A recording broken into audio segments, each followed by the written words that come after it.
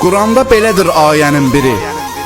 Quranda belədir ayənin biri. Şəhidlər ölməyir, yaşayır diri. And olsun Allaha cənnətdir yeri. Getsə də dünyadan cavan şəhidlər, əbədi yaddaşda qalan şəhidlər. Ən uca məqama insan çatacaq, başqa bir aləmdə həyat tapacaq. Behiştin bağında rahat yatacaq. Düşməndən qisasını alan şəhidlər, əbədi yaddaşda qalan şəhidlər. Onlarla əlbəttə duyarıq qürur. Şəhidlər gözlərin səngərdə yumur. Cənnətdə olduğun o zaman duyur.